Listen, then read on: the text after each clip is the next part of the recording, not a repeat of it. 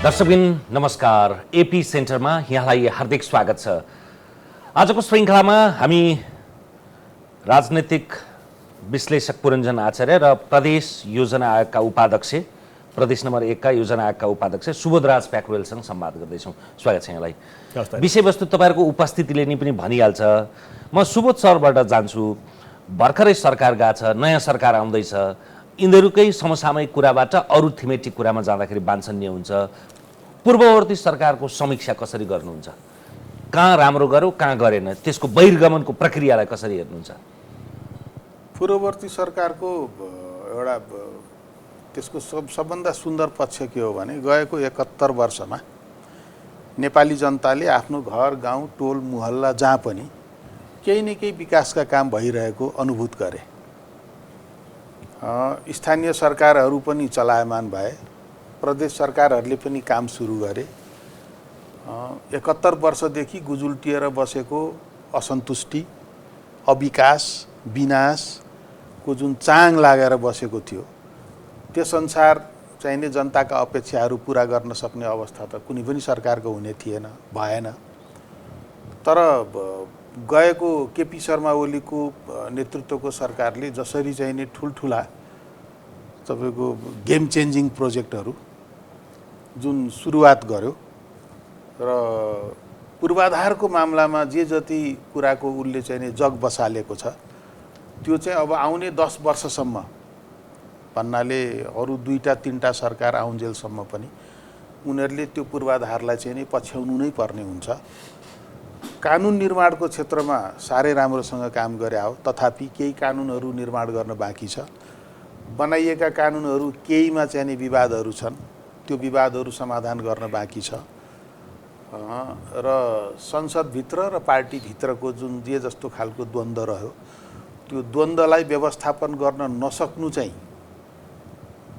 केपी शर्मा ओलीको नेतृत्वको त्यो चाहिँ कमजोरी रह्यो। तर दृष्टिकोण दिने, जनताको मनमा आशा जगाउने काममा चाहिँ गएको 71 वर्षसम्ममा राणाकालदेखि यताकै गणना गर्दै जाने हो भने योभन्दा बढी आश जगाउने सरकार चाहिँ भएन। पुरञ्जन सरले चाहिँ कसरी हेर्नुभएको छ? होइन, उरा लागेको मृगलाई कति खेद्नु? होइन, अब उहाँ अहिले चाहिँ अब बालकोटमा विश्राम गर्दै हुनुहुन्छ होइन। अब उहाँको समीक्षा प्रशस्तै गरियो। यस्तो हुन्छ कि सरकारको समीक्षा अब हामीले गर्ने भनेको हामीले जनताले कसरी सोचिरहेका छन् भन्ने हो। र उहाँ कुन धरातलबाट चाहिँ उहाँ प्राइम मिनिस्टर हुनुभएको थियो होइन। पहिलो कुरो त के थियो भने नेपालमा लामो समयदेखि राजनीतिक अस्थिरता थियो, स्थिरताको नारा थियो उहाँको होइन। अर्को समृद्धिको नारा थियो। अब यसमा दुईवटा, समृद्धिको नारासँग दुईवटा कुरा जोडिन्छ। एउटा उहाँको पर्फर्मेन्स, अर्को उहाँले पाएको सिचुएसन। उहाँले पाएको सिचुएसन चाहिँ यताको 1.5 वर्ष 2 वर्षदेखि यो मुलुक जुन ढङ्गले चाहिँ कोरोनाको कहरमा छ, त्यसमा त अब कुनै पनि इकोनोमीका इन्डिकेटरहरू त कहीँ पनि संसारमा धेरै चाहिँ स्ट्याबल छैनन् होइन। त्यसमा नेपाल चाहिँ त्यसमा अब सुपर फ्लपै छ। त्यो चाहिँ IMF को, वर्ल्ड ब्याङ्कको, नेपालकै सबै कुरा, रोजगारीका इन्डिकेटरहरू, इकोनोमी ग्रोथका इन्डिकेटरहरू, त्यो सबैमा त्यसमा स्पेसल उहाँको दोष भन्दा पनि धेरै ठुलो यो कोरोनाको कहरको छ। मूल कुरा के हुन्छ भने उहाँले भन्नुभएको कुरासँग चाहिँ कहाँनिर चाहिँ एक ठाउँमा म सहमत छु भने, र त्यो हो कि उहाँले यो नेपाललाई एकपल्ट जुरुक्कै पार्नुभएको छ। आशा र भरोसा उहाँले जगाएकै हो। त आशा र भरोसा उहाँ बालकोट अस्ति जाँदाखेरि त्यो समाप्त भएकै हो। त्यो समाप्तै भएको हो। किन समाप्त भयो भनेर भन्दाखेरि चाहिँ नेपालको राजनीतिमा अहिलेसम्म यस्तो पार्टीगत झगडाहरू थुप्रै भएका छन् कि धेरै भएको छन्। अब म यसमा लामो समीक्षा गर्न चाहन्न। गिरिजाप्रसाद र कृष्णप्रसाद भट्टराईको, गणेश मान्जीको र गिरिजाप्रसाद कोइरालाको सबै झगडाहरूले संस्थागत रूपमा त्यसले चाहिँ एउटा निकास पाएको छ। संस्थागत रूपमा तपाईँलाई याद गर्नुहोस् त, नेपाली काङ्ग्रेस पार्टीमा त्यत्रो झगडा हुँदाखेरि पनि र प्रचण्ड बहुमत कृष्णप्रसाद भट्टराईको हुँदा पनि त्यहाँबाट किशुनजीले पार्टी त्यो प्रधानमन्त्री गिरिजाप्रसाद कोइरालालाई निष्कासन गर्न सक्नु भएन नि। किन भन्दाखेरि उहाँलाई त्यो डेमोक्रेटिक भ्यालुज थाहा थियो कि मैले निकाल्ने होइन भनेर। यहाँ प्रब्लम यहाँनिर छ के, प्रब्लम के छ भने यो सेन्ट्रल माइन्डमा चाहिँ के छ भने नेपालको लेफ्ट मुभमेन्टकै प्रब्लम भन्छु म। सेन्ट्रल माइन्डमा के छ भने पार्टी ठुलो कि सरकार ठुलो, यो कांग्रेसको 7 सालदेखिको विवाद छ। यी तमाम विवादको बीच पनि सधैँभरि के छ भन्दाखेरि चाहिँ पपुलर सोभरेन्टीलाई सधैँभरि काङ्ग्रेसमा चाहिँ मानिएको छ।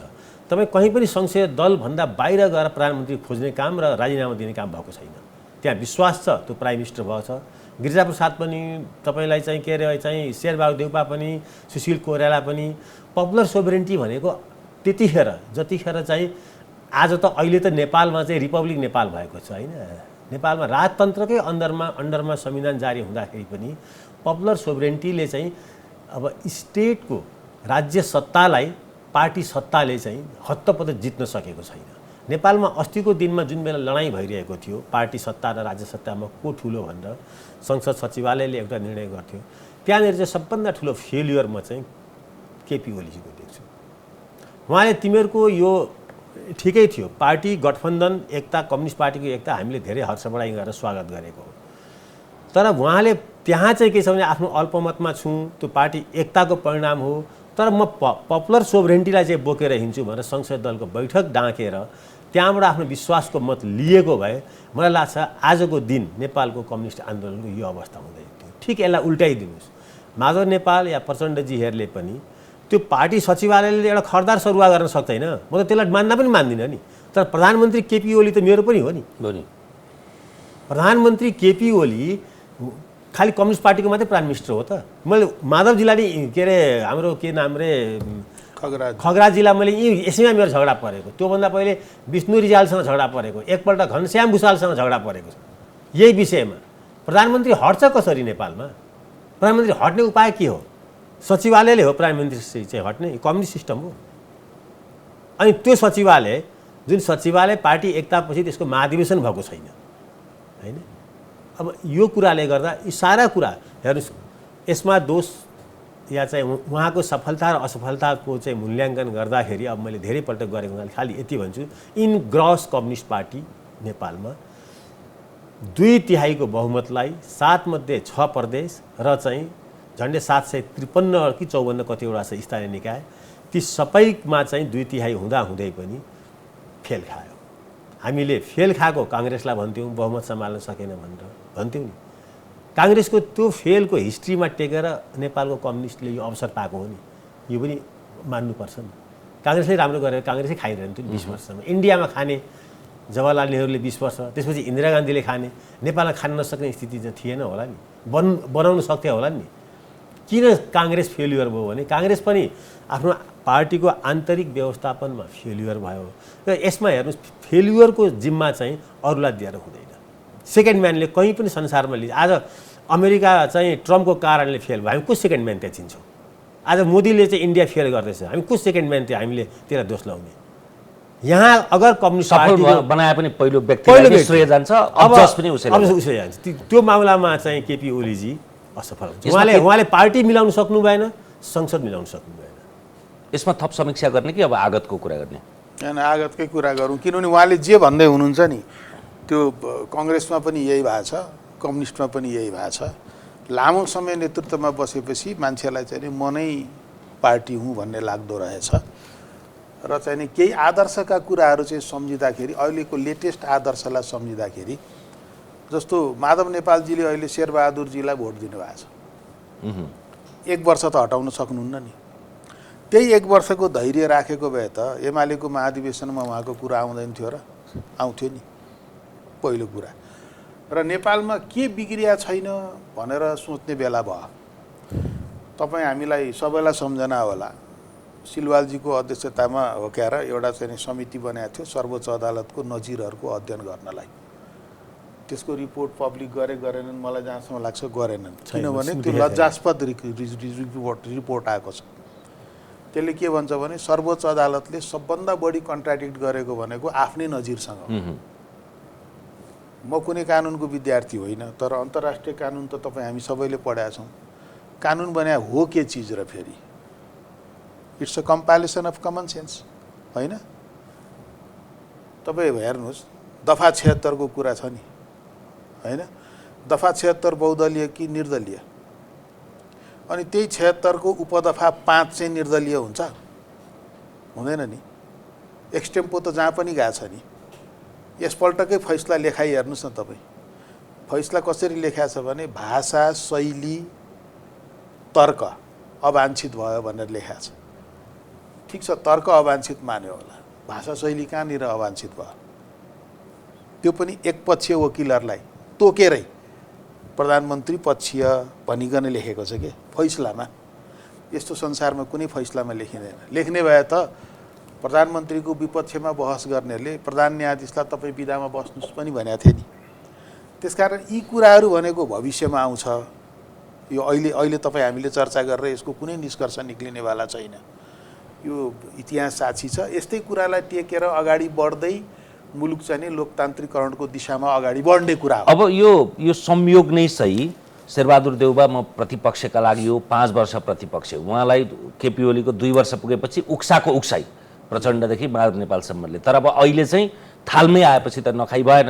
अब यस्तो अवस्थामा आएकै सही। अब यो कङ्ग्रेसको नेतृत्वको अथवा यो गठबन्धन सरकारका अवसर चुनौती के छन्? अनि अरू विषयमा जाउँ। मलाई चाहिँ के लाग्छ भने यो गठबन्धन सरकारसँग अवसर चाहिँ के छ भन्नु होला भने, हुन त अघि उहाँले मैले गलत बुझिनँ होला, यो पेन्डेमिकको मामलामा चाहिँ नि सरकार असफल भयो भन्नुभयो। तर सिङ्गो एसियाको इतिहास हेर्नुहुन्छ भने असफल भयो होइन। अब यो सरकारले त अर्थतन्त्रलाई सङ्केत गर्नुभयो। अर्थतन्त्र संसारभरि यसै गरी डुब्या छ नि, हाम्रो मात्रै डुब्या होइन। मैले चाहिँ दुईटै कुरा भनेको, एउटा अर्थतन्त्र असफल भयो त्यस कारणले त्यो दोष खालि प्राइम मिनिस्टर मात्रै जाँदैन, त्यो ग्लोबली त्यो कन्टेस्टमा हेर्नुपर्छ। त्यो अर्को के छ भने अब ग्लोबल कन्टेस्टमा अगर अर्थतन्त्र हेर्छौँ भने ग्लोबल कन्टेस्टमै चाहिँ हामी ती मानिसहरूलाई पनि सम्झन्छौँ जो चाहिँ पेन्डेमिकको बेलामा सडकमा देखिए। त्यो भनेको मार्जिनलाइज कम्युनिटी। काठमाडौँबाट पैदल हिँडेर गएकोलाई स्टेट कहीँ उभिएन, कहीँ देखा परेन। लाखौँ मानिसहरू काठमाडौँमा मैले देखेँ लाखौँ मानिसहरू काठमाडौँबाट पैदल पूर्व र पश्चिम लागे, उत्तर र दक्षिण पनि लागे। ती मानिसहरूलाई चाहिँ कसरी घर पुगाउने, कसरी सुरक्षित चाहिँ अवतरण गराउने, त्यो दृश्य चाहिँ, त्यो दारुण दृश्य चाहिँ यहाँबाट निस्केकाहरूले चाहिँ हाइवेभरि बरु धन्न नेपाली समाज र स्थानीय निकाय जसले तिनीहरूलाई चाहिँ अलिकति भए पनि सुमसुमायो। स्टेट कहीँ देखि पानी खुवाउने ठाउँमा पनि देखिएन स्टेट। तपाईँलाई एउटा कुरा थाहा छ, म खालि जोड दिइहालौँ होइन, म चाहिँ धेरै नै चाहिँ के छ भन्दाखेरि चाहिँ समर्थक हो। प्रधानमन्त्री ओलीले 5 वर्ष चलाउनुपर्छ भनेर कसिएरै बोल्ने मध्ये पर्थेँ। त्यसपछि मलाई के लाग्यो भन्दाखेरि चाहिँ जब लकडाउन हुन्थ्यो नि, लकडाउनमा चाहिँ सबभन्दा संसारमा सबभन्दा एक्टिभ सरकार हुन्छ। नेपालमा लकडाउनमा नेपालको ब्युरोक्रेसी तास खेलेर बस्यो, चुपचाप बस्यो। नेपालको राजनीतिक प्रतिनिधिहरू जो जनताको प्रतिनिधिहरू थिए तिनीहरू आफ्नो कन्स्टिट्युन्सीमा पुगेनन्। संसारमा कहीँ पनि यस्तो भएन। अमेरिकाको सिनेटर आफ्नो ठाउँमा बसेछ, इन्डियाको कन्स्टिट्युन्सी सबले कमान्ड गरेका छन् आफ्नो ढङ्गले। त्यहाँ हेल्थ पोस्टमा सिटामोल छ कि छैन, त्यहाँ रेमसिडिभिर र चाहिँ त्यो के भन्छ अक्सिजन सिलिन्डर चाहिँ खोज्दैन थिए मान्छेले। कहाँ मेरो त्यो गाउँ दरवेसामा चाहिँ तपाईँलाई रेमसिडिभिर र चाहिँ अक्सिजन सिलिन्डर खोज्ने। त्यो ज्वरो आएर चाहिँ रङ्गेलीमा मान्छे मर्दछन् नि। म पनि मोरङकै हो नि। महादेवामा के हालत थियो, रङ्गेली हस्पिटलमा के हालत छ अहिले पनि। अहिलेको प्रसङ्ग त कुरो के हो भने जस्तो कि सबभन्दा ठुलो समस्या कहाँनिर पर्यो भने भारतमा चाहिँ नि सरकारले खोप किन्ने एग्रिमेन्ट गर्यो, 10 लाख ल्यायो पनि, पैसा पनि जम्मा गर्यो डिपोजिट, बाँकी 50 लाखको लागि अर्को 10 लाख तुरुन्त ल्याउने भनेर। त्यही बेलामा त्यहाँको सर्वोच्च अदालतले रोकिदियो, एक्सपोर्टै रोक्यो। त्यो रोकेपछि त्यहाँबाट सम्भावना भएन। चाइनाको भेरोसिल नेगोसिएट गर्दा गर्दै आउन ढिलो भयो। त्यसको पछाडि मुख्य कारण के हो भने तपाईँको वर्ल्ड हेल्थ अर्गनाइजेसनले चाइनाको भेरोसिललाई सार्वजनिक उपयोगका लागि स्वीकृति प्रदान गर्ने ढिलो गरे अवस्था थियो। र विश्वभरिका चाहिँ G8 राष्ट्रहरूले चाहिँ टोटल खोपको 83% आफूले कब्जा गरे। उनीहरूको देशमा 4 चोटिसम्म लगाउन पुग्ने गरी खोप उनीहरू कहाँ राखे। अर्को कुरो के हो भने स्टेट कमजोर भयो, स्टेट देखिएन। पेन्डेमिकको बेलामा जसरी सहयोगमा स्टेट अगाडि देखिनु पर्थ्यो त्यो देखिएन भन्ने कुरा, मान्छेको दुःख कष्ट तकलिफ देख्दा यो कुरो सत्य हो। तर क्वेसन के छ भने स्टेट त्यति कमजोर, त्यसरी देख्न जनताले छाम्न नसक्ने गरी अनुपस्थित स्टेट अथवा कम उपस्थित स्टेट त आजको मात्रै उपलब्धि होइन नि त। यो कारण त त्यो नियति त अर्को अब देउबाजी भए पनि त्यही हुन्थ्यो होला, प्रचण्ड भए पनि त्यही हुन्थ्यो। त्यही नै हुन्थ्यो। त्यसो भए हुनाले के छ भने हाम्रो त्यही अरूभन्दा केपी ओली फरक हो सपना आश देखाउने भएका कारणले उयो गर्नुपर्थ्यो भन्ने के छ भने तर यसमा नबिर्स्यौँ के भने नि त्यो चाहिँ त्यो कोरोनाको चाहिँ नि सङ्कटको बेलामा जसरी स्थानीय तहहरूले क्वारेन्टाइनहरूको व्यवस्था गरे, जसरी मान्छेहरूको सेवा शुश्रूषा स्याहार जति सक्थे जति गरे र प्रदेश सरकार र स्थानीय तहको बिचमा जसरी तपाईँको एकताबद्ध प्रयास देखियो, जसरी प्रदेश सरकारहरूले र स्थानीय तहले आफ्ना बजेटहरू त्यो कोरोनाको सँग सम्बन्धित मामिलामा लगानी गरे, मेहनत गरे, हरेक ठाउँका वडा समितिका सदस्यहरू दिन रात कुदेका छन्। उनीहरूले तपाईँको चाहिँ नि प्रमुख उपप्रमुखहरूले आफू चढ्ने गाडी एम्बुलेन्सको रूपमा चलाएका छन्। तर त्यो बेलाको स्थिति कस्तो थियो त भन्नु होला भने म चाहिँ एउटा स्टेटमै बसेको मान्छे, हामीहरूले चाहिँ नि तपाईँको चाहिँ नि यो किन्न खोज्यौँ के अरे भेन्टिलेटर, एउटा मान्छे आउँछ 16 लाखमा दिन्छु भन्छ, यसमा ग्यारेन्टी छैन भन्छ, संसारभरि चलिरहेछ तँलाई किन चाहियो ग्यारेन्टी भन्छ, अर्को आउँछ 22 लाख भन्छ, अर्को आउँछ 29 लाख भन्छ। हात जोडेर चाहिँ नि स्विस सरकारसँग आग्रह गरेर एउटा चाहिँ नि त्यो पिसिआर टेस्ट गर्ने मेसिन ल्याइयो, त्यसको त्यो चाहिँ नि जुन औजार हुन्छ नि टेस्ट गर्ने त्यो त्यो त्यो त्यो त्यो उनै फरक हुँदो रहेछ। फेरि कम्पनी त एकदमै राम्रो। यो कहिले नपरेको समस्या पर्दाखेरि नेपालको टोटल स्टेट मात्रै होइन, हाम्रो देशमा भएका चिकित्सकहरूलाई पनि नलेज थिएन, शून्यबाट सुरु गरेको अवस्था। अब यसो गरौँ, जस्तो अब यो कोभिड आयो, यसलाई व्यवस्थापन संसारका कतिपय देशले राम्ररी पनि गरे। यसको अर्थ के हो भने काहीँ न काहीँ रूपमा राजनैतिक रूपमा संस्थागत हुन हामीले सकेका छौँ कि छैनौँ। व्यक्तिगत आचरणको कुरा पनि आउँछ होला, तर राजनैतिक रूपमा चाहिँ यो त्यो संस्था निर्माण नै हुन नसकेको हो कि? राजनीतिक रूपमा भन्नुहुन्छ भने तपाईँको बिपी कोइरालाले 2007 सालको क्रान्तिपछि 2015 सालको चुनावपछि उहाँ प्रधानमन्त्री हुनुभयो। प्रधानमन्त्री भएको चौथो पाँचौँ महिनामै उहाँले के कुरो रियलाइज गर्न थाल्नु भएको थियो भने अब उहाँलाई सरकार चलाउन दिँदैनन् भन्ने उहाँलाई धकचक परिसकेको थियो। र त्यस यता तपाईँ हामीले हेऱ्यौँ भने सरकार बनाउने, पार्टीहरूको नेतृत्वमा सरकार बनाउने, कहिले निर्दलीय सरकार बनाउने, तर राज्यको व्यवस्थापनको मामिलामा चाहिँ हामी कहाँ कहिले पनि सोचिएन। कसरी सोचियो भने जे हो सरकार हो। अनि सरकारमा बस्नेको चाहिँ नि के छ त, पहिले चाहिँ कमसेकम के थियो भने दरबारको डर हुन्थ्यो, अञ्चलाधीशको डर हुन्थ्यो। अब बहुदल आइसकेपछि त न दरबार रह्यो न अञ्चलाधीश रह्यो। त्यसको अर्थ त्यही आउनुपर्छ भनेर मैले भने होइन। त्यसको अर्थ हामीहरूले प्रजातन्त्र अनुकूलको व्यवस्थापन म्यानेजमेन्ट के स्टेट म्यानेजमेन्ट सिस्टम जुन बनाउनु पर्थ्यो त्यो सिस्टम बन्दै बनेन। अब अहिले पनि के छ भने अघि उहाँको एकदम सटिक प्रश्न थियो त्यो कि एउटा राजनीतिज्ञले अथवा पोलिटिकल म्यानेजर भनौँ न, दुई खाले प्रबन्धक हुन्छन् कि एउटा राजनीतिक प्रबन्धक हुन्छन् जसलाई मन्त्री सांसद भन्ठानौँ, अर्को चाहिँ नि एक्जिक्युटिभ भन्नाले सचिव डिजीहरू आदि इत्यादि भन्ठानौँ। अब उनीहरूले त नीतिगत निर्णय मात्रै गर्ने हो, त्यो पनि टिप्पणी उठ्दै उठ्दै आएपछि अब त्यसको कार्यान्वयनको तहमा जानुपर्ने जो मान्छे हो त्यो कार्यान्वयन तहमा ऊ गएको कसरी गयो गएन अनुगमन गरेर उसको मूल्याङ्कन गर्ने अधिकार चाहिँ त्यो निर्णयकर्तालाई अहिलेको व्यवस्थापनले दिँदैन। मन्त्रीले सचिवको जस्तो उनीहरूको कार्य सम्पादन मूल्याङ्कन हुन्छ नि, त्यो मूल्याङ्कन फारममा 1 नम्बर थप्न पनि पाउँदैन, काट्न पनि पाउँदैन। त्यसो भएको हुनाले यो चाहिँ कस्तो छ भने आवश्यकताभन्दा बढी कानुन, आवश्यकताभन्दा बढी नियम, उपनियम। अहिलेको खरिदेन हेर्नुहोस् न, खरिदेन जत्रो छ त्यसको 4 गुणा। त्यसमा त हामीले अमुक प्रधानमन्त्री अमुक मन्त्री भनेर अपेक्षा गर्ने भन्दा पनि यो पद्धतिलाई संस्थागत गर्नु ठुलो कुरा हो। पद्धति संस्थागत गर्ने कुरामा म त फ्र्याङ्कली के भन्छु भने हाम्रा 2007 साल यताका कुनै पनि सरकारले त्यसतर्फ सोचेका छैनन्, सोच्न सकेका छैनन्।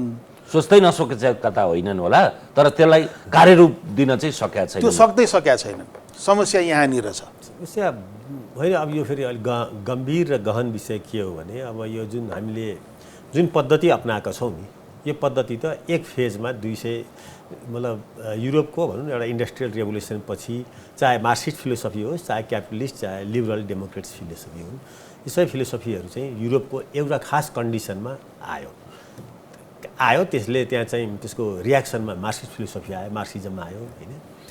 अब त्यो त्यहाँको चाहिँ इकोनोमी परिवेश सोसियल परिवेशलाई हामीले यहाँ चाहिँ हामी अन्धानुकरण गऱ्यौँ इस्टर्न पिपुलहरूले गऱ्यौँ।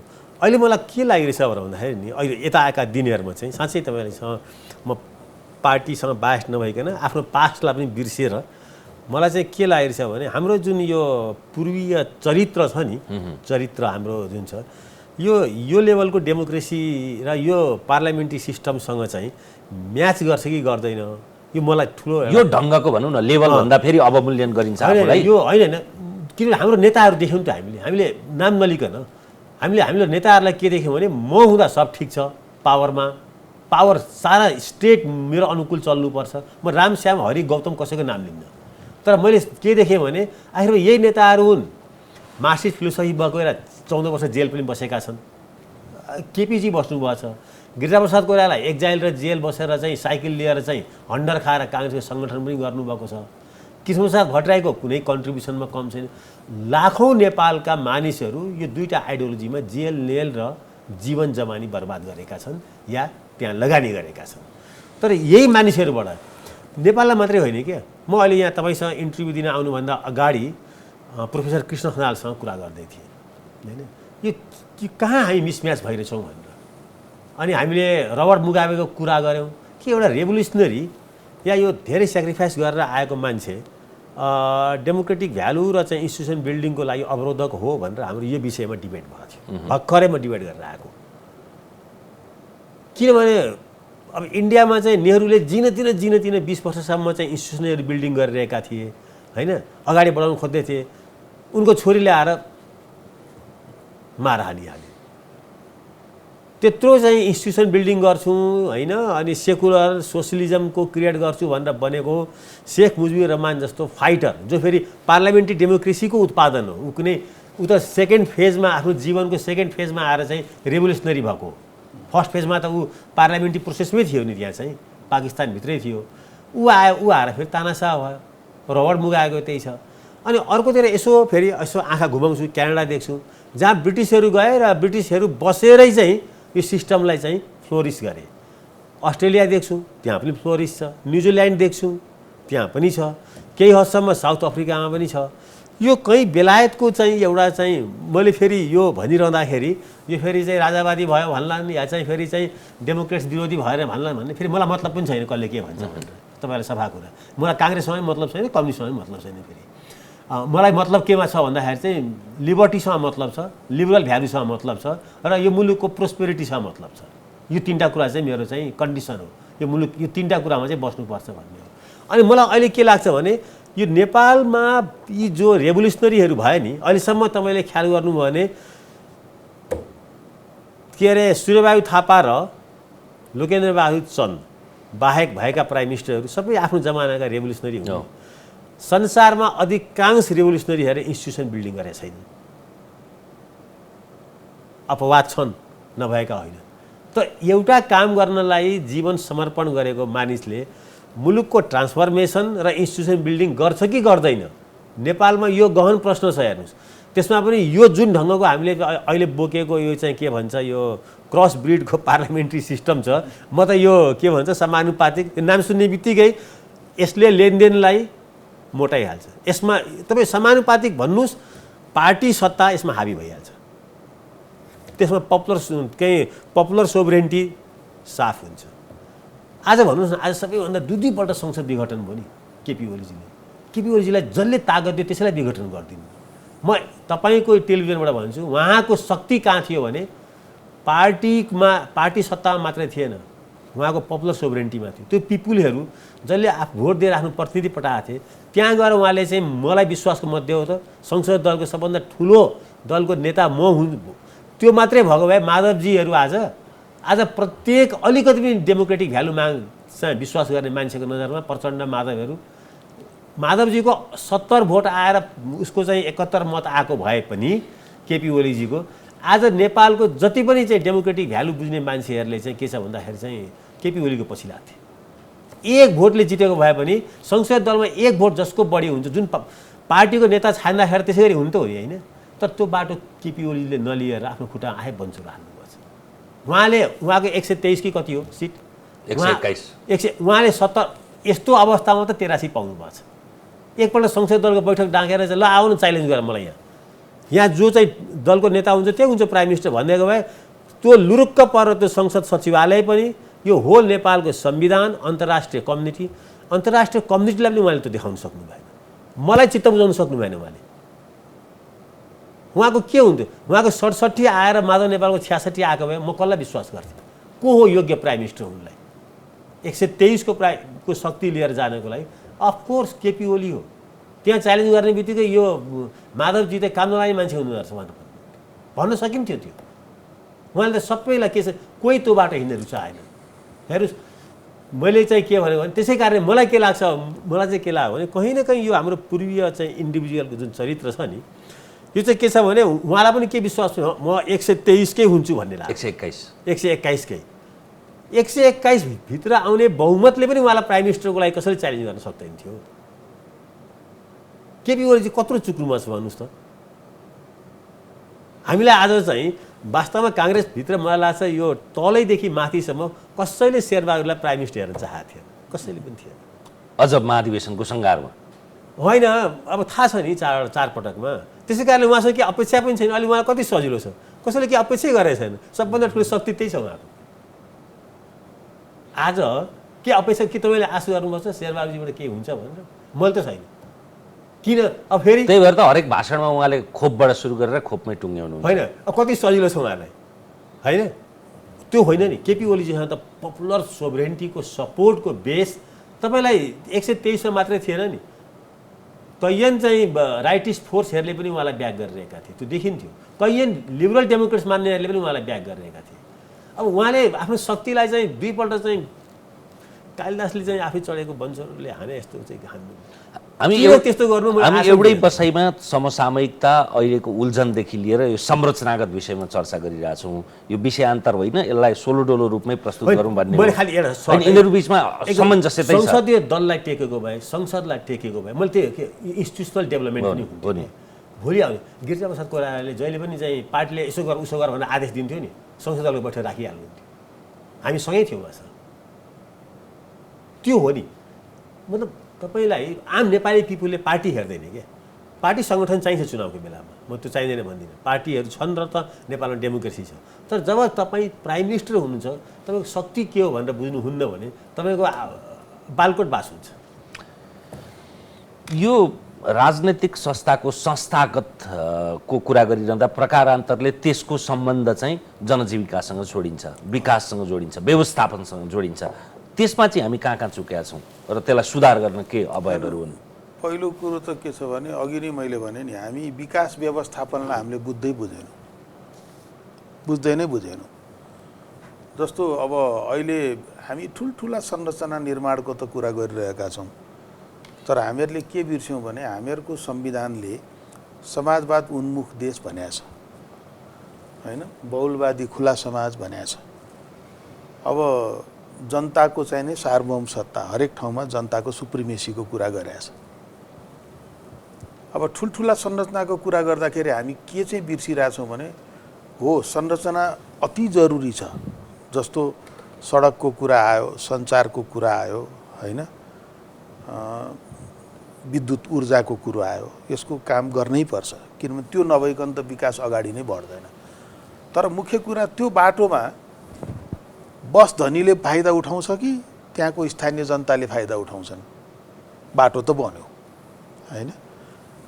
त्यस्तै उन्नतिको कुरा गर्दाखेरि तपाईँलाई बताउँछु, हाम्रो प्रदेशमा हाम्रो बुद्ध एयरका मालिकहरूले पनि खेती गर्नुहुन्छ। उहाँहरूले 1 हेक्टरमा चाहिँ नि 7 देखि 8 टन फलाउनुहुन्छ धान। तर आम नागरिकले एभरेज 3.5 देखि 4 टनभन्दा बढी फलाउँदैन। कारण के त भन्दा कारण धेरै छ। त्यसमध्ये एउटा एउटा कारण तपाईँलाई बताइदिन्छु। त्यो के हुँदो रहेछ भने हाम्रो त धान रोप्दाखेरि गाँसीको 4-5 वटा मुना रोप्ने चलन छ नि त। त्यो जति धेरै बाक्लो रोप्यो त्यति नै कम फल्दो रहेछ। एउटा आमाको धेरै सन्तान भएपछि सबै ख्याउटे भए जस्तो। हेर्नुहोस् है। अर्को कुरो प्रदेश 1 भनेको हामी चाहिँ नि वर्षमा चाहिने भन्दा 3.5-4 लाख टन बढी फलाउँछौँ। सरप्लस छ। खाद्यान्न तर सरप्लस भएको स्टेट तर हाम्रो नेपालमा खाद्यान्नको नोक्सानीको बारेमा अध्ययन भएको छ। त्यसले के भन्छ भने खाद्यान्न चाहिँ नि टक्सिनले गर्दाखेरि ढुसीले गर्दा 30% सरदर चाहिँ नि नोक्सान हुँदो रहेछ। अब वर्षमा 8 महिना घाम लाग्ने ठाउँमा किन 30% खाद्यान्न नोक्सान हुन्छ त? राम्ररी सुकाउन नजानेर, अथवा आजको बेलामा त मान्छे जनसङ्ख्या छैन, त्यसकारण ड्रायर नभएर। त्यति महँगो ड्रायर त होइन, 80-90 हजारदेखि लिएर करोडसम्मका ड्रायर पाइन्छ। अब तर मुख्य सवाल के छ भने एउटा राज्यसँग कति स्रोत हुन्छ?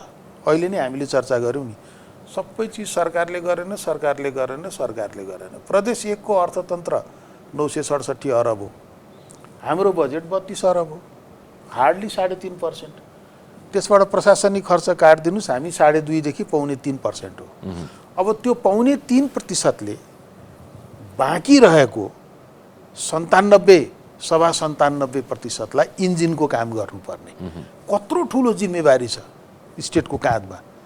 त्यो काम गर्नको लागि त्यहाँ के चाहिन्छ त भन्दाखेरि सबभन्दा पहिले त सृजनात्मकता चाहिन्छ, परिणाम दिन सक्ने मान्छे चाहिन्छ। त्यो कहाँबाट आउँछ भन्दा त्यो रिसर्च ओरिएन्टेड अनुसन्धानमूलक मानसिकताबाट मात्रै आउँछ त्यो त। अब हाम्रो ह्युमन रिसोर्स कहाँ छ? हाम्रा नीतिहरू, हाम्रा नियम कानुन कस्ता छन्? प्रक्रिया कस्तो छ?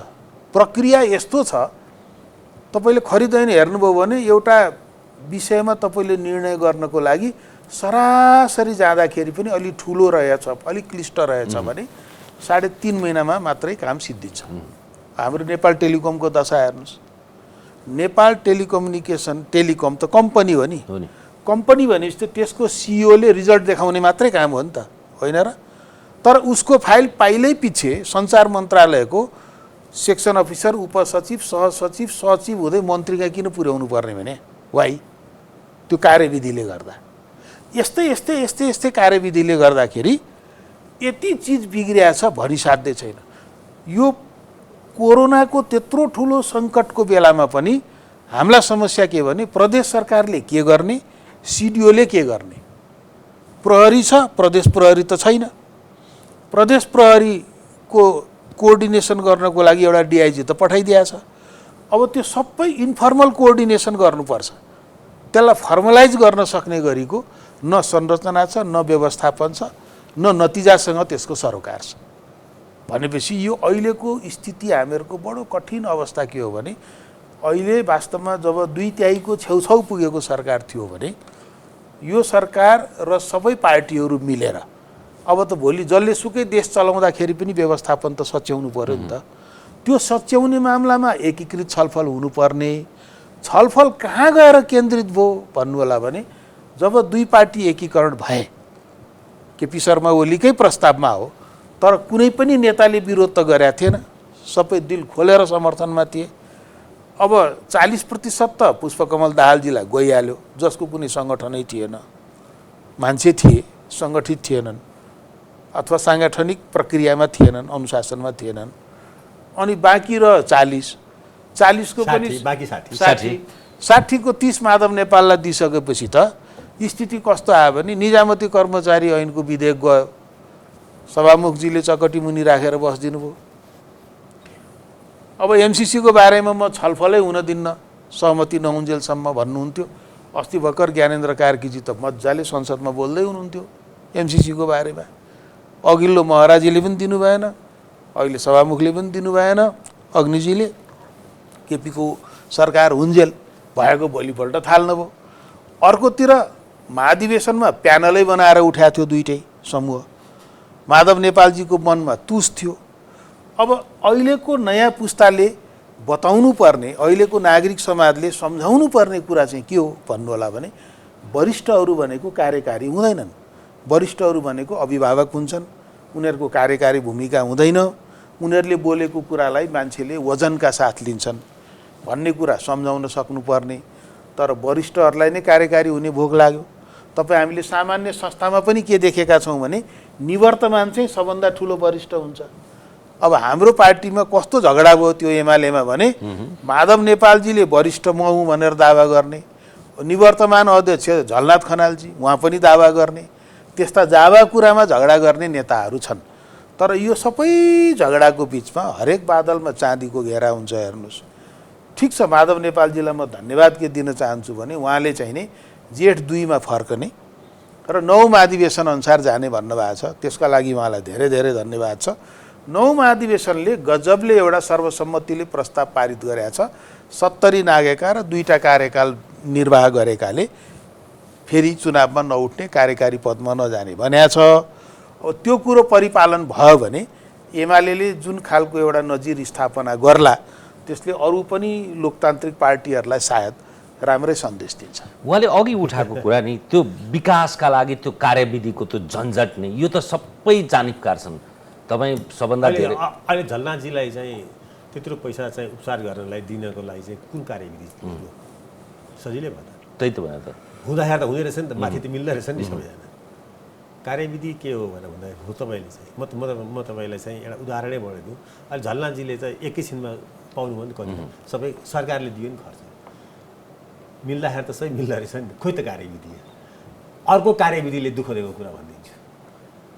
मोरङकै एउटा गाविस, 2-3टा गाविस मिलेर हामीलाई चाहिँ एउटा चाहिँ भन्सार छुट गाडी चाहिँ आएदेखि हामी यो दुध चाहिँ लिएर विराटनगर चाहिँ दुध यहाँ कलेक्सन गरेर लिएर जान सक्छौँ भने ती सबै मानिसहरू चाहिँ एउटा सहकारी बनाएर त्यसमा कुदिरहेका थिए। नामी भन्नु दरवेशा, सिजुवा, अमरदहतिरका थिए। अब म त्यतातिरको भएको हुनाले मलाई चाहिँ मैले भनेको बिग्छ भनेर अर्थ मन्त्रालयमा मेरा साथीभाइ इष्टमित्र छ, म तिनीहरूलाई लिएर त अर्थ मन्त्रालय 8 महिना कुदेँ। मैले चिनेको अर्थमन्त्री जो पनि थिए सबै चिनेकै थिएँ, जुन पार्टीबाट आएको। मैले सकिनँ, हात जोडिदिएँ। यो कानुनले दिँदैन, यता जा उता, तपाईँलाई हुमिलेसनको पराकाष्ठा हुन्छ भयो। एकजना मेरो साथी त्रिभुवन अन्तर्राष्ट्रिय एयरपोर्टमा थियो, साथी थियो। विराटनगर मधुमाराको एकजना त्यो लेबर कम्युनिटी चाहिँ उताबाट आयो, कतारबाट आयो, रिसेन्टकै कुरा आयो। त्यहाँ त्यसले चाहिँ के टिभी के ल्याएको रहेछ, त्यसलाई त्यहाँ यति फर्म भर्न दिने, के दिने, यति पैसा लाग्छ, भन्सार यति लाग्छ। त्यसैको साथी चाहिँ त्यहाँ एउटा खरदार रहेछ, खरदार। 2टाको भेट भयो, त्यो सबै के पनि फर्म पनि भर्नु परेन। नेपाल कार्यविधि कानुन भनेको कसलाई लाग्छ बुझिहाल्नुहोस्। यहाँ कुनै कानुन नियम नलाग्ने पनि थुप्रै छन्, लाग्दैन। नेतालाई लाग्दैन, तपाईँको चिन्जान छ लाग्दैन, आफन्तलाई लाग्दैन। अहिले खोप के भयो र नेपालमा? खोप एयरपोर्टबाटै हरायो, तपाईँलाई थाहा छैन। एयरपोर्टबाट हराएको खोप अहिले चाहिँ हिसाब मिलान नभएर अहिले भनेको 2 महिना अगाडि त्यो कोभिसिल्ड खोप एयरपोर्टबाटै हरायो नि, घर घरमा लगायो नि। कतिपयले 6000मा लगाए, कतिपयले चाहिँ आफन्तहरूले फकटमा लगायो। कसले लगाइदियो? खोप एयरपोर्टबाटै गायब, डिसेम्बर। अहिलेसम्म हिसाब मिलाउन नसकेर चाहिँ मतलब उहाँ टेकुमा टाउको दुखाइ छ। यो सबै कानुन नियम त्यही हो नेपालमा इन्स्टिट्युसनल नभएको भनेको। वास्तवमा हामीले त्यसरी भन्छौँ क्या। हेर्नुहोस्, आज पनि युरोपमा डिक्टेटर आउँदा पनि रुल अफ ल चाहिँ त्यहाँ मान्छ। त्यहाँ पहिला कानुनको शासन आयो, तब मात्रै डेमोक्रेसी आएको। हाम्रो यहाँ के छ भन्दाखेरि चाहिँ डेमोक्रेसी त आयो, कानुनको शासन आएको छैन। म आफै चाहिँ कैयन कुराहरूमा भुक्तभोगी छु। तपाईँलाई चाहिँ उदाहरण दियो भने सबभन्दा शक्तिशाली प्रधानमन्त्रीको सल्लाहकार लामो समय बस्नु भने मैले भन्छु सरकारी कार्यालय जाँदाखेरि मेरो खुट्टा काम्छ, आज पनि काम्छ। म कर तिर्न पनि गएँ कतिपल्ट आफ्नै। म कैयनपल्ट बिजुलीको चाहिँ त्यो के अरे बिजुलीको लाइन जोड्न गएँ, खानेपानी तिर्न गएँ। म हरेक काम गर्न म आफै जान्छु। आजसम्म मैले कसैलाई मेरो कामको लागि तँ गएर गरिदिएँ भनेर भनेको छैन। म लाइसेन्स रिन्यू गर्नेदेखि लिएर हरेक काममा आफै। अनि हरेक जाँदाखेरि म यति लामो चिठी त्यहाँको हाकिमलाई लेखेर छोडेर आउँछु। त्यहाँको बिजोग देखेको हरेकलाई लेख्छु। म फेरि म विराटनगरको सिडिओ कार्यालयमा मेरै साथी सिडिओ हुँदा पनि मैले त्यहाँ देखेको बिजोग चाहिँ चिठी लेखेर आउँछु होइन। फेरि त्यो कुरा म कान्तिपुरमा या तपाईँहरूको जस्तो मिडियामा भनि पनि दिन्छु। मलाई साँच्चै भन्नुहुन्छ भने मलाई सबै कुरा मेरो वार्डमा भएदेखि म त्यहाँ जति पनि जान सक्छु, सबै कुरा क्या। यो किन यो सिंहदरबार राखेको म बुझ्दिनँ। मलाई त प्रदेश पनि चाहिँदैन, मलाई वार्ड भए पुग्छ। वास्तवमा भन्नुहुन्छ भने नेपालमा यो यो यो जुन यो कानुनको जुन चाहिँ यो नियम उपनियम निर्देशिका र सबभन्दा ठुलो त यो फोनको चक्कर छ, टेलिफोनको सबभन्दा ठुलो चाहिँ नियम त फोन हो नि। फोन सिधिहाल्नु, कुनै नियम कसैले पनि पल्टाउँदैन यहाँ। होइन, मानसिकता कस्तो छ भन्नु होला भने जस्तो उदाहरणको लागि संविधानले नै एकल अधिकारहरू पनि राखिदिएको छ नि त। स्थानीय तहको, प्रदेशको, सङ्घको एकल अधिकार पनि छ, साझा पनि छ। मैले धेरैचोटि के भने यो एकल अधिकारको चाहिँ कानुन जारी गरिहालौँ न भन्दा अब सचिवज्यूहरू के भन्नुहुन्छ भने होइन हजुर यो त सङ्घीय कानुनसँग बाज्यो भने त यो त निरस्त हुन्छ त त निरस्त भएछ भने भएछ देखल जाला, भएछ भने उताबाट जारी भएछ भने नै कुरा आयो, नभए त भएका कानुन रहेछ भने त नबाध्ने गरी बनाऊ, होइन भने आफ्नो एकल चाहिँ बनाऊ न। समस्या के छ भन्नु होला भने पञ्चायतकालमा के हुन्थ्यो भने राजप्रसाद सेवा भन्ने हुन्थ्यो। दरबारका कर्मचारी बाहिर निक्लिँदाखेरि एक तह प्रमोटेड हुन्थे। अब अहिले नेपालमा कुन लेभलको अराजकता होला यो कि हाम्रो सङ्घीय सरकारको सहसचिव चाहिने प्रदेश सरकारमा सचिव भएर जान्छ, एक तह बढुवा, त्यहाँबाट फर्किँदा फेरि सहसचिवै भएर फर्किन्छ नि। हेर्नुहोस्, उहाँ हुँदा चाहिँ सचिव, उहाँ हुँदा सचिव हुन्छ, यसै गरी गयो भने मुख्य सचिव हुन्छ, मुख्य सचिव हुन्छ, त्यहाँ प्रमुख सचिव हुन्छ। अब उनीहरूको चाहिँ नि के छ भने सिधै चाहिँ नि उनीहरूको धागो त यहाँ गाँसिया छ। उनीहरूको चाहिँ नि कार्य सम्पादन मूल्याङ्कन पनि यहाँ बस्नेले गर्छ। त्यसले गर्दाखेरि उनीहरू प्रदेशको भन्दा पनि सङ्घीय ब्युरोक्रेसीको मातहतमा छन्। सबभन्दा ठुलो बोटलनेक त्यहाँ छ। दोस्रो अलिकति हामीहरूले भन्यौँ कि हामी चाहिँ नि नतिजा उन्मुख, नतिजाको आधारमा मूल्याङ्कन गर्ने प्रणाली स्थापित गरौँ भनेर लगातार 3 वर्षको चाहिँ नि नीति कार्यक्रममा हामीले लेखिसक्यौँ। तर हामी त्यो गर्न सक्दैनौँ। किन सक्दैनौँ भन्नु होला भने निजामती कर्मचारी ऐनमा केही संशोधन गर्न खोजेको थियो, त्यो सभामुखजीले चकटी लगाइहाल्नुभयो, अघि नै मैले भनिहालेँ। अब यता गर्न खोज्यो यता पनि सहयोग छैन, उता गर्न खोज्यो उता पनि सहयोग छैन, सहयोग कतैबाट छैन। अनि ब्युरोक्रेसीलाई डर भयो।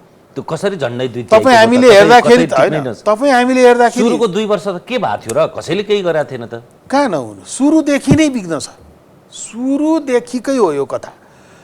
तपाईँ हामीले हेर्दाखेरि टाउको गन्छौँ र 2 तिहाईको सरकार भन्छौँ हामी, तर इनफ्याक्ट इतिहासमा यो सरकारलाई यति बाधा बिग्न, यति कमजोर गराइयो कि भनिसाध्यै छैन। त्यो त जबरजस्ती कराई हल्ला गरे आफै हस्तक्षेप गरेर जेन तेन ठेलेर कहाँ चाहिँ ध्यान केन्द्रित भयो भन्दाखेरि ठुल्ठुला तपाईँको यो इन्फ्रास्ट्रक्चरल काममा चाहिँ अगाडि बढ्यो। किनभने त्यहाँ अन्तर्राष्ट्रिय सहयोगको पनि कुरा थियो, ऋणको पनि कुरा थियो, अरू पनि धेरै कुरा भावनाले त्यो चाहिँ जेन तेन अगाडि बढ्यो। बाद बाँकी साना मसिना कुराहरू जुन जनताको जीवनमा अति महत्त्वपूर्ण हुन्छ त्यो त सरकारले न सोच्न पायो न गर्न पायो। त्यसको अर्थ फेरि मेरो चाहिँ के भनाइ होइन भने यो व्यवस्थापनको बारेमा राम्रो दृष्टिकोण भएका मान्छेहरू छन्, यो म भन्दिनँ। किनभने हाम्रो शैक्षिक प्रणाली हेर्नुहोस् न, युनिभर्सिटीले तयार गर्ने मान्छे तिनै त हुन् ब्युरोक्रेसीमा जाने। अनि ब्युरोक्रेसीमा छिरिसकेपछि त गोर्खापत्र मात्रै पढेर बस्यो भने पनि खुरुखुरु सचिव, मुख्य सचिव हुने नै हो। त्यहाँ त कुनै योग्यताको मापन, परीक्षण, नतिजाको आधारमा गर्ने त चलनै छैन। त्यसकारण यो व्यवस्थापकीय कुरा फेर्न नसक्दाखेरि यो पीडा सबभन्दा धेरै बिपी कोइरालाले भोग्या हो। मान्छेलाई कतिको थाहा छ, म बारम्बार भन्दैछु। मैले त उहाँ चाहिँ नि विराटनगर आउनुभएको बेलामा 33 सालमा उहाँसँग भेटेरै कुरा गरे हुँ है, म नियमित भेट्थेँ उहाँलाई। त उहाँले चाहिँ नि केही कुराहरू मलाई भन्नुहुन्थ्यो कि कसरी चाहिँ नि एउटा सिङ्गो परिवेश जो हुन्छ त्यो परिवेश तोड्नको लागि तपाईँमा धैर्य चाहिन्छ र लामो प्रयास चाहिन्छ। तपाईँ जे भित्र गर्दै हुनुहुन्छ त्यो कुरोको बारेमा जनता जानिफकार हुनुपर्छ। हो, यहाँनिर चुक्या छ। पिपुलसँगको जुन डायलग गर्ने जुन चरित्र हुन्छ नि एउटा पोलिटिसियनको, हरेक विषय, जस्तो हामीहरूले डेभलप कन्ट्रीमा देख्छौँ। म बेलायतमा पढ्न बसेको बेलामा एकचोटि त्यहाँ मन्त्रीले भने के यो विषयको बिल किन आएन भनेर चाहिँ नि पार्लियामेन्टमा भनेर पार्लियामेन्टेरियनले क्वेसन गरे। हेर्नुहोस्, मन्त्रीले के भन्यो भने हामीले चाहिँ नि 14वटा युनिभर्सिटीमा यो पठाएका छौँ र चाहिँ नि यो मिडिया काउन्सिलमा पनि पठाएका छौँ, अन्त पनि पठाएका छौँ, तर जनताको बिचबाट यथेष्ट चासो र सरोकार नआएको हुनाले मैले यो बिल चाहिँ नि पार्लियामेन्टमा पेस गर्न सकेका छैन। म त्यसको लागि प्रयासरत छु भनेको थियो। जबकि हाम्रो देशमा जुन बिलहरू पेस हुन्छ नि एकैचोटि आइसकेपछि त्यसको पक्ष विपक्षमा सडकमा धुवाँधार कुरा चाहिँ हुन्छ, तर त्यसको बारेमा जनतासँग अन्तर्क्रिया हुँदैन। यो पिपुल्स इन्गेजमेन्ट भन्छ नि, नागरिकसँगको चाहिँ नि सहकार्य, यो यो यो यो हामीहरूको प्रक्रियामै छैन। किन छैन भन्नु होला भने कार्यविधिमा छैन। यसरी हामी जकडिया छौँ। यो छलफलमा कुरा गर्दाखेरि ठुला ठुला टाउका भएका ठुला नेता, तिनीहरूको दोष जस अबजस भनेर भन्दा पनि राजनीतिज्ञ अथवा तपाईँहरू जस्ता भुक्तभोगीको कुरा गर्दा यो संरचनागत रूपमै बनाएको छैन, यो ब्युरोक्रेसीलाई दोष दिन्छ। ब्युरोक्रेसीलाई कुरा गरौँ भने हामीलाई स्थिरदै छैन। हामीलाई कम्तीमा ढुक्क त्यो ठाउँमा तपाईँको सहसचिवले सहसचिव भएर सचिवले सचिव तल खरिदारदेखि नै बस्न ढुक्कले नपाउने, जहिले राजनीतिक अङ्कुश रहिरहने, यो अन्य मस्यकता जोगी देख्दा भैँसी तर्सिने, भैँसी देख्दा जोगी तर्सिने, यसको सोल्युसन के हो त? अनि यस्तो छ, अब पोलिटिसियन ब्युरोक्रेट्स हुन खोज्छन्, समस्या ब्युरोक्रेट्स फेरि चाहिँ पोलिटिसियन हुन खोज्छन्। नेपालमा कोही आफ्नो सीमामा बस्न तयार छ होइन। पोलिटिसियनको सीमा के हो भने उनले एक ठाउँमा पुगेपछि त्यहाँ त्यो काम ह्यान्डओभर गर्छ ब्युरोक्रेट्सलाई। त्यसपछि कामको परिणाम हेरेर मात्रै चाहिँ पोलिटिसियनले त्यसलाई चाहिँ जजमेन्ट गर्ने। अब पोलिटिसियन के छ भने इम्प्लिमेन्टेसन फेजमै गइदिन्छ होइन। पोलिटिसियन अब विराटनगर चाहिँ भन्सारको चाहिँ हाकिम को हुनुपर्छ भनेर पोलिटिसियनले निर्धारण गरिदिन्छ। पोलिटिसियनले त हेर्नुपर्ने के भने विराटनगर भन्सारको पर्फर्मेन्सको लागि त चाहिँ भन्सारको डाइरेक्टरलाई जिम्मेवार बनाएर उसँग रिजल्ट लिनुपर्ने हो। अब नियुक्ति नै विराटनगरको चाहिँ के छ भन्दाखेरि चाहिँ अर्थमन्त्रीले गरिदियो भने त अब अनि के हुन्छ अनि यसमा अलिकति थपौँ है, के हुन्छ भने क्रस चाहिँ हामीले हाम्रो सीमाहरू चाहिँ नागिरहेको छौँ। अब तर यो सबै जिम्मेवारी पोलिटिसियनको, त्यसैले त्यो राजनीतिको सबै नीतिको माथिको नीति हो। जस्तो अब पोलिटिसियनले यो भनेर पाउँदैन कि मलाई पार्टीले दुःख दियो, अघि उहाँले भन्दै हुन्थ्यो नि, मलाई पार्टीले दुःख दियो, साथीले दुःख दियो, संसदले दुःख दियो। अब त्यो सबै व्यवस्थापन गर्न सक्छ भनेर त केपी ओली भएको हो नि। अहिले शेरबहादुरजीले मलाई रामचन्द्रले दुःख दियो भनेर चाहिँ उन्मुक्ति पाउँछन् र रामचन्द्रले दुःखै दिन्छन् नि, उनलाई पनि त नेता हुनु छ नि, उनलाई भोलि प्राइम मिनिस्टर हुन्छ। मान्छेको व्यवस्थापन म्यानेजमेन्टमा भन्छ it's very easy to manage things, it is very difficult to manage man भन्छ। मान्छेको व्यवस्थापन नै कुशल नेतृत्वको चाहिँ पहिलो पहिचान हो। अब प्रधानमन्त्री छु, पार्टी अध्यक्ष छु, अहिले भन्नु अहिले शेरबहादुरजीले चाहिँ के छ भन्दाखेरि चाहिँ यो भनेर सुख पाउनुहुन्छ, मलाई कृष्ण सिटोलाले दुःख दियो। तपाईँको त्यो पार्टीको दुःख तपाईँ राख्नु फर्गेट, मलाई केही मतलब छैन। आम 3 करोड नेपालीलाई केही छैन। त्यो काङ्ग्रेसको क्रियाशील हुने 1 लाख 1.5 लाखलाई त्यसको मतलब होला, त्यो त्यतिमै सीमित हो। केपी ओलीजीको सबभन्दा ठुलो सोचमा मलाई भन्छु यो सोचको कुरा हो। मलाई यो पार्टीको डिस्टर्बले म कहीँ 3 करोड नेपालीलाई अन्याय गरेर मेरो भूमिकालाई मैले चाहिँ सीमित गरेर वामदेव र चाहिँ प्रचण्डको व्यवस्थापनमा म लागेर मैले समय खर्च गरेँ भन्ने कुराको रियलाइजेसन जब हुन्छ नि, उनीहरूको व्यवस्थापन गरेन भने त आफू पनि रहँदो रहेछ नि त, देखियो त। व्यवस्थापन गर्नको लागि सारा समय खर्चिनु भयो क्या उहाँले, सारा समय। त्यो जरुरी पनि छ त्यो व्यवस्थापन, पार्टी व्यवस्थापन, पार्लियामेन्टको व्यवस्थापन एक दिन पनि भएन नि। आज भन्नुहोस् न ल, एकदम वाह प्राइम मिनिस्टर नै हुनु पऱ्यो, एकछिनलाई मानौँ म भनौँ न केपी ओली। आज उहाँको पक्षमा चाहिँ के छ भन्दाखेरि चाहिँ खालि यो रातो फेटा बाँधेकोले मात्रै चाहिँ जुलुस निकाल्ने हो र। आज चाहिँ उहाँले चाहिँ ठिक ढङ्गले काम गरेको भए चाहिँ थुप्रै मार्जिनलाइज कम्युनिटी निस्किन्थ्यो नि उहाँको पक्षमा। किन अहिले केपी ओली हामीलाई चाहिन्छ भनेर त्यो कल्चर डेभलप गर्नु पऱ्यो क्या पार्टीहरूले। पार्टीहरूलाई गलत किसिमले पार्टीभित्रैबाट निकाल्न खोज्दाखेरि पिपुल बाहिर आएर चाहिँ के छ भने खबरदारी गर्न सक्ने एउटा चाहिँ आँट भएको प्राइम मिनिस्टर चाहिएको छ। त्यो हुन सक्नुहुन्थ्यो केपी ओलीजी। अहिलेको प्रसङ्गमा के थाहा अनि के छ भने अब ब्युरोक्रेसीको सवालमा, ब्युरोक्रेसी भनेको वास्तवमा एउटा चाहिँ इन्स्ट्रुमेन्ट हो के, औजार हो। त्यो औजारलाई चलाउन जान्नुपर्छ। अहिलेसम्मको मैले देखेको, अरू प्रत्यक्ष नदेखेको भए तापनि 46 साल यता त म त हरेक प्रधानमन्त्री मन्त्रीहरूसँग बडो क्लोजली काम गरे मान्छे हो, इन्क्लुडिङ गिरिजाबाबु होइन। गिरिजाबाबुसँग त 46 र 62 दुइटैमा। मैले के समस्या देखिरहेको छु भने यो ब्युरोक्रेसीलाई औजार भन्दा पनि बढी त्यो यसलाई म कसरी चलाउनु पर्छ भन्ने त्यो ज्ञान गुण ग्रहण गर्ने, सोध्ने, पुछ्ने, त्यसलाई उपयोग गर्ने भन्दा पनि हाम्रो चाहिँ नि प्रधानमन्त्री मन्त्रीदेखि नेतासम्म आफ्नो पार्टीको कर्मचारी भयो भने चाहिँ मेरो काम हुन्छ भन्ठान्ने के। अनि पार्टीका मान्छे कर्मचारीमा खोज्न थाले। काम मात्रै होइन, कुकाम गराउनका लागि चाहिँ त्यसो गरे हो। त्यो पनि काम मात्रै भए त जसले पनि गर्छ नि। त्यो पनि होला। त त्यहाँनिर गएर हाम्रा सबै नेताहरू चुके। उनीहरूले वास्तवमा पहिले सिस्टम बसाल्नु पर्थ्यो र सिस्टम बसालिसकेपछि त्यसको अनुगमन गर्ने क्षमता आफूमा बढाउनु पर्थ्यो। दोस्रो कुरा। तेस्रो कुरा, तपाईँ जे गर्दै हुनुहुन्छ, लोकतन्त्रको सबभन्दा ठुलो तागत भनेको पारदर्शिता हो। तपाईँले कुनै कानुन जारी गर्दै हुनुहुन्छ भने त्यो कानुनको बारेमा जनतासँग बसेर यथेष्ट खुलस्त बहस गरेर अनि त्यसको निष्कर्ष लिएर बल्ल संसदमा आउनुपर्ने। यहाँ त हरेक चिज गोपनीय, यस्तो गोप्य कि संसदमा आएपछि मात्रै थाहा हुने। अनि त्यसले गर्दाखेरि मान्छेमा भ्रम हुने। फेरि आम नागरिकमा त कस्तो छ भने जे हो सरकारै हो। मानसिकता कतिसम्म बिग्रिया छ भने तपाईँले त ख्याल गर्नुभयो होला, चितवनको एउटा घटना। 1 करोडभन्दा बढी रुपियाँको गाडी चढेर नातिनीको लागि 400 रुपियाँ भत्ता लिन मान्छे जान्छन्, होइन?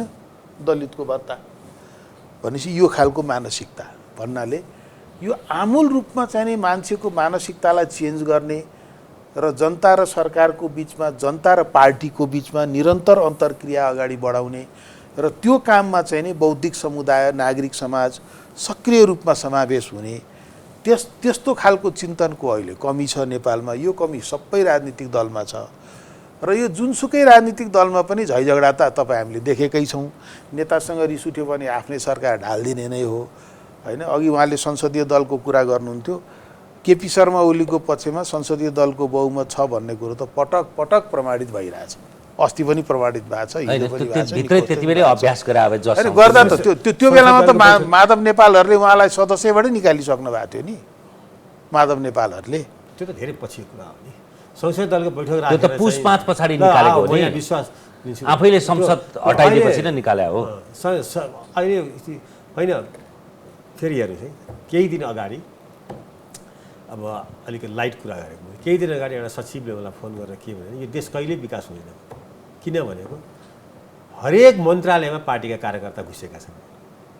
हामी थाई सत्ता भन्छन् चाहिँ ब्युरोक्रेट्सलाई, कोही काम गरेर पाउँदैन।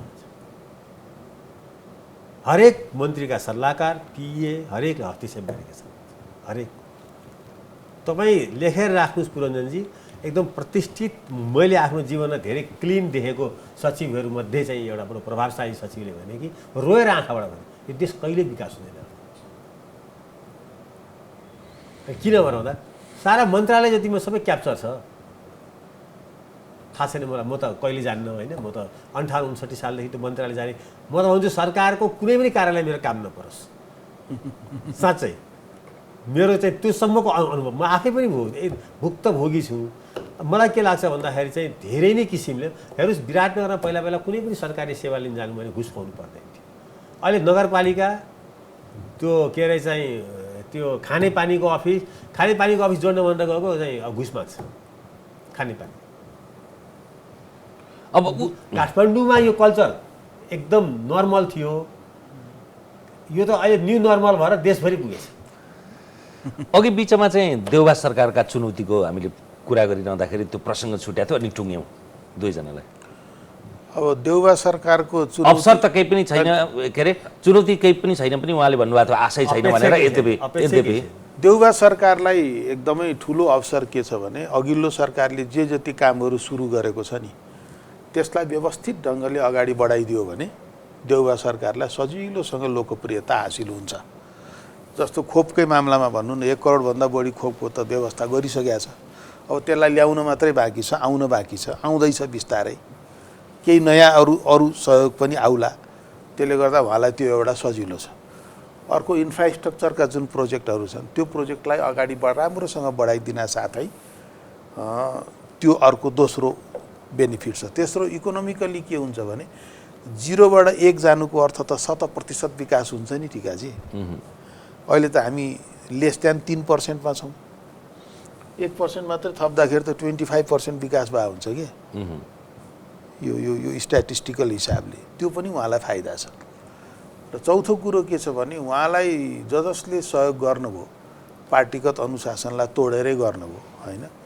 माधव नेपालजी त त्यो मान्छे हो जसले तपाईँको अन्तर्वार्ता दिँदाखेरि पार्टी निर्णय बेगल जाने मान्छेले चाहिँ नि कुनै हालतमा छुट पाउँदैन, पार्टीको नेतृत्वको विरोध गर्ने अधिकार छैन भन्ने मान्छेले पनि यसरी सपोर्ट गर्नुभएको बेला छ। त्यसो भएको हुनाले भोलि एमाले भित्र सुलह सम्झौता भयो भने पनि माधव नेपालजीको समूहको साथ समर्थन देउबाजीलाई रहन्छ नै। त्यसो भएको हुनाले उहाँले तुलनात्मक रूपमा हेर्ने हो भने केपी ओलीको भन्दा पनि धेरै सजिलोसँग सरकार चलाउन सक्ने अवस्था छ। केही सवालमा चाहिँ नि गम्भीर हुनुपर्छ उहाँले, जस्तो कि नक्सा, नेपालको नयाँ नक्सा त सर्वसम्मतिले जारी गरेका छ। त्यो मामिलामा देउबाजीले के गर्नुहुन्छ, त्यहाँनिर उहाँको कूटनीतिक कौशलता देखिनेवाला छ होइन। अरू त्यस्तै केही सवालहरू छन्, स्ट्राटेजिक सवालहरू छन्, जस्तो बिआरआईसँग हामीहरूले सम्झौता गरेको छ, चीनसँग तपाईँको चाहिँ नि यो ट्रान्जिट ट्रिटी गरेको छ, त्यसलाई उहाँले कसरी अगाडि बढाउनुहुन्छ त्यो पनि देखिनेछ। र मुख्य कुरा के छ भने अहिले जुन उहाँ सरकारमा जानुभएको छ त्यसले गर्दाखेरि आगामी महाधिवेशनलाई उहाँलाई केही न केही सजिलो त पक्कै हुन्छ, किनभने अघि नै पुरञ्जनजीले भनिसक्नुभयो नि, यति बेलाका चाहिँ नि हाम्रा सदस्य साथीहरू त अरू पनि केही कुराले गर्दाखेरि चाहिँ नि समर्थन वा विपक्षमा जान्छन्। त्यो सोलोडोलो रूपमा हेर्दाखेरि देउबाजी बडो कम्फोर्टेबल स्थितिमा हुनुहुन्छ। पुरञ्जन सर, देउबाजीको हजुर सरकारको भनौँ, सरकारको चाहिँ हेर्नु, सरकार बेलम्चीको पानी ल्याएर या चाहिँ अब अन्तर्राष्ट्रिय एयरपोर्टहरू बनाएर नेपालमा यी डेभलपमेन्टका यी चाहिँ स्टेप्सहरू चाहिँ तय गर्दै जाँदाखेरि चाहिँ यो बदनाम र लोकप्रिय हुने होइन नेपालमा। मैले नेपालमा होइन संसारमै पनि केही कुराहरू केही नेचुरल रूपमा चाहिँ यो डेभलपमेन्टका कुराहरू अगाडि बढ्छन् नै। अब खोप पनि अब त्यस्तै भइसक्यो। खोप पनि अब अहिले के छ भने अब यो जोन्सन एन्ड जोन्सनको खोप जुन आयो 15 लाख चाहिँ अब यस्ता खोपहरू थुप्रै आउँछन्, किनभने अब थुप्रै खोपहरू उतातिर राखेका खोपहरू डेट एक्सपायर हुँदैछन्। तपाईँले कति ख्याल गर्नुभएको छ, खोप नेपालमा ताँती लाग्नेवाला छ, अनुदानमै आउनेवाला छ। त्यो सरकारले यहाँ अबको 1 महिना 1.5 महिनापछि रोक्नुपर्ने हुन्छ। खोप पनि नेपालमा भुइँचालो पछिको चाहिँ अनुदान जस्तै भएर आउन सक्छ, किनभने थुप्रै खोपहरू अब खोपको नेसनलाइजेसन भयो होइन। खोप संसारमा डेभलप कन्ट्रीहरूले क्याप्चर गरेर त राखे, तर त्यसको चाहिँ लाइफ त हुन्छ खोपको पनि। त्यो ती खोपहरू जसको लाइफ दिँदैछ तिनीहरूले अब संसारमा अहिले विभिन्न किसिमले प्रयोग गर्न खोज्दैछन्। त्यो खोप त्यो भनेर छोड्नु, डेभलपमेन्टका राष्ट्रिय गौरवको आयोजनाहरू छन् ती कुनै पनि टाइममा पुग्दैनन्, फेरि पनि पुग्दैनन्। शेरबहादुरजीको पालामा उहाँले जतिसुकै भन्नुभयो भने केपीजीको पालामा त्यसको प्रगति विवरण 22-23%भन्दा धेरै छैन, केही अपवाद प्रोजेक्टहरू बाहेक होइन। त्यो 23वटा प्रोजेक्ट छ र प्राथमिकता विकास परियोजनाहरू त झन् 104वटा छन्। त्यो सबै डम्पिङ साइटमा झन्डै पुगिसके नेपालमा होइन। त्यसको पनि यहाँ चर्चै नगरौँ। अहिले कुरा के छ भने यो स्टेटले आफ्नो स्टेटको शक्तिको दुरुपयोग कति गर्छ, नेपाली जनता यसमा चाहिँ 3 करोड होइन 6 करोड आँखाले हेरिरहेको हुन्छ। शेरबहादुरजीले बालुवाटारको दुरुपयोग गर्नु चाहिँ गर्नु, बालुवाटार बस्नेहरूले बालुवाटारको दुरुपयोग गर्छन् कि गर्दैनन्, सिंहदरबारको दुरुपयोग। अहिले नेपालमा सबभन्दा ठुलो राजनीतिक न्यारेटिभ के बन्द छ भने कसले कति काम गर्यो त्यो कम्पिटिसन छैन। काम म भनिदिन्छु तपाईँलाई, गाविसमा गाविसले गर्छ, प्रदेशमा प्रदेशले गर्छ, यहाँ केही काम गर्नु पर्दैन केन्द्रले। शेरबहादुरजीको इमेज आफै बन्छ, उहाँले आफ्नो इमेज जोगाउनु भयो भने काङ्ग्रेसको इमेज आफै बन्छ। उहाँले पदको गरिमा र अन्तर्राष्ट्रिय न्यारेटिभ्सहरूलाई, जस्तै एमसिसी खोल्नु चाहिँ खोल्नुहुन्न, उहाँले एमसिसी खोल्नु भयो भने उहाँ ट्र्यापमा परिहाल्नुहुन्छ। एमसिसी गर्नुपर्छ, त्यसमा संशोधन गर्नुपर्छ भने संशोधन गर्न पनि अगाडि बढाए हुन्छ। यो मान्यता म राख्छु। यो राख्ने बित्तिकै एमसिसी आउने बित्तिकै यहाँ चाहिँ घर दैलो सबतिर अमेरिकन सेना आउँछ, यो म विश्वास गर्दिनँ होइन। तर न्यारेटिभ त्यो बनेको छ, तपाईँहरू गएर मान्नुहोस्। यसमा भीम रावलजीको महत्त्वपूर्ण रोल छ। नेपालमा अमेरिकन सेना आउँछ भनेर यो साइको फियरमा नेपाली जनतालाई राख्ने भीम रावलजीले काम गर्नुपर्छ। मेरो मित्रै हुनु उनी पनि। तर नेपालमा चाहिँ एकताका थियो क्या, अमेरिकी साम्राज्यवाद भारतीय विस्तारवाद, यो राजनीतिको यो न्यारेटिभले नेपालको कम्युनिस्ट आन्दोलन चलिगयो, ठुलो चल्छ। पोलिटिकल न्यारेटिभ्सहरू बन्द छ यस्तै कुराले। हिन्दू राष्ट्र बन्नुपर्छ कि पर्दैन, राजा ल्याउनुपर्छ कि पर्दैन, गणतन्त्र हटाउने कि संहिता फ्याल्ने कि, तपाईँको चाहिँ मधेसीहरू चाहिँ नेपालको मूलधारको चाहिँ मान्छे हुन् कि गैर मूलधारका हुन्, यस्तो कुराहरू पोलिटिकल न्यारेटिभ्स बन्छ। पोलिटिकल न्यारेटिभ्स कहिले पनि अन्तर्राष्ट्रिय हवाई अड्डा बन्यो, अब कम्युनिस्टले भोट ल्याउँछ, कहीँ ल्याउँदैन। त्यो ल्याउने भए नीतिश कुमार कहिले हार्दैन थियो त्यहाँ। एब्सोल्युट जित्थे। नेपालमा पनि कैयन चाहिँ डेभलपमेन्ट मोडलहरूलाई सक्सेस गरेका चाहिँ मानिसहरूले चुनाव जित्दैनन्। भ्रम छ त्यो। एनजिओमा काम गर्नेहरूलाई भ्रम हुन्छ मैले नि चाहिँ सारा नेपाल विकास गरेको छु भन्ने। त्यस्तो हुँदैन। Political narrative कुद्दछ, स्टोरीमा कुद्दछ, मिथमा कुद्दछ। शेरबहादुरजीले यस्ता स्टोरी र यस्ता मिथहरूलाई रोक्न सक्नुहुन्छ कि सक्नुहुन्न? उहाँमाथि यो आरोप लाग्छ कि लाग्दैन? उहाँको सिंहदरबारमा बसेर उहाँका चाहिँ आसेपासेहरूले लुटे खाए भनेर भाइरल हुन्छ कि हुँदैन इस्युहरू? आज के छ भनौँ न, केपी ओलीजी कहाँबाट चाहिँ पब्लिकको चाहिँ त्यो स्क्यानिङमा पर्नुभयो? के एउटा ओम्नी भन्ने छ क्यारे होइन? के मलाई त थाहा पनि छैन। ओम्नी भन्ने सबै आङसेरिनले नै पायो भन्थे। पायो कि पाएन मलाई थाहा छैन। आङसेरिन व्यापारी पनि होला होइन, मेरो कन्सर्न होइन। तर यो न्यारेटिभ्स बन्यो नि होइन। त्यस्तै न्यारेटिभ्स उहाँले अलि बनाउनु भएछ। त्यो उहाँलाई पनि घाँडो हुन्छ म भनिदिन्छु। सत्तामा जानुभयो भने भीम रावलजीलाई नेपालमा एमसिसी आयो भने यो एकदम चाहिँ के अरे अमेरिकन र चाहिँ इन्डियाको एउटा चाहिँ सेना आएर यहाँको घर घर छत छतमाथि बस्छ भन्ने जस्तो पारिदिनु भएको छ। डिल डिलमा खेतको पनि गारा गारामा त्यो छ। त्यो तर म त्यो यो न्यारेटिभ डेभलप भइसकेपछि सुदूरपश्चिम गएको थिएँ। सुदूरपश्चिमभरि छ। तपाईँ अहिले शेरबहादुरजीले यो एमसिसी खोलुन्, पार्लियामेन्ट लगाउनु, सरकार ढलिहाल्छ। सरकार ढल्दैन अहिले चाहिँ चुनाव भइहाल्छ। भोटै पर्दैन। प्रचण्डजीले हात कापेर पनि भोट दिन सक्नुहुन्न। माधवजीको त कुरै छोड्नुहोस्। त्यस कारणले शेरबहादुरजीले नगर्ने कुरा के हो भने यस्तो कुरा गर्नु हुँदैन। जुन पोलिटिकल न्यारेटिभ बन्न दिनको लागि र काङ्ग्रेसलाई फेरि समाप्त नगर्ने हो भने के काङ्ग्रेसको लागि त लास्ट अवसर जस्तै हो नि शेरबहादुरजी। र मलाई थाहा छ शेरबहादुरजी कुनै पनि कन्ट्रोभर्सीमा यसपालि छिर्नुहुन्न। हस्, मेरो संवादको लागि यहाँ दुईजनालाई धन्यवाद।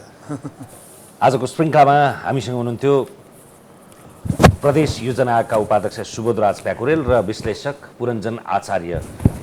केपी ओलीको सरकार, त्यसको समीक्षादेखि लिएर बिचमा थुप्रै संरचनागत राजनीतिज्ञ असल खराब कि ब्युरोक्रेसी असल खराब हुँदै शेरबहादुर देउवाको यो सरकारको समीक्षासम्म। आजलाई एपी सेन्टरको यो श्रृङ्खला यति नै। हेर्दै रहनुहोला AP1। नमस्कार।